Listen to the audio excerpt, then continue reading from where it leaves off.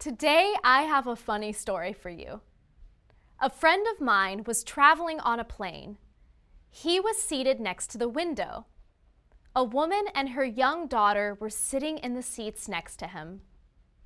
The woman said, "Excuse me, my daughter loves to look out the window on flights. Would you mind switching seats with her?" My friend replied, "Yes." The woman looked upset. She asked the people seated behind her if they would switch seats, and they agreed. She and her daughter got up and went to their new seats. My friend didn't understand. Why didn't the daughter take his seat? Why did her mother seem upset? Have you figured out the answer? When someone asks, "Would you mind?" they are asking if something would bother you. "Would you mind switching seats?" means the same thing as, would it bother you to switch seats? Is it a problem for you if we switch seats? If you answer yes, then you are saying, yes, I do mind. It is a problem. Let's take a moment to review the structure of would you mind questions.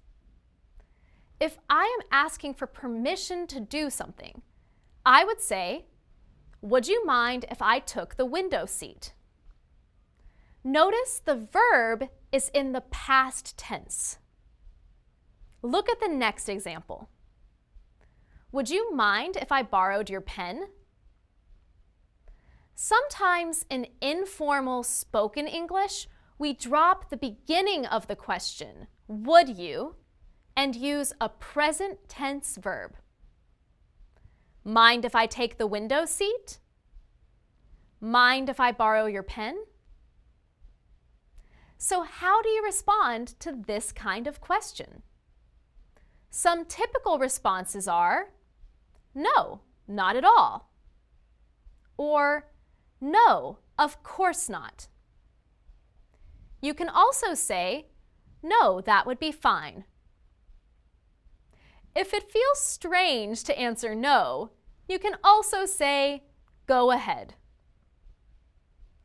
If I want to ask someone to do something, the structure changes. Take a look. Would you mind switching seats?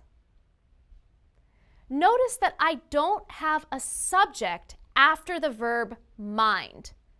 The subject is you. I want you to do something. We also don't need to say if. Look at the verb switching. We use a verb with ing. Here are a couple more examples. Would you mind closing the window? Would you mind turning down the volume? The typical responses are, no, I'd be happy to. Not at all, I'd be glad to. No problem. Okay. If I want permission not to do something, I could say, would you mind if I didn't go tonight? I'm very tired. If I want to ask someone not to do something, I can say, would you mind not singing right now? I'm trying to concentrate. The typical responses are, that's fine, or no problem. So what happens if you do mind? How do you respond if you don't agree to the question?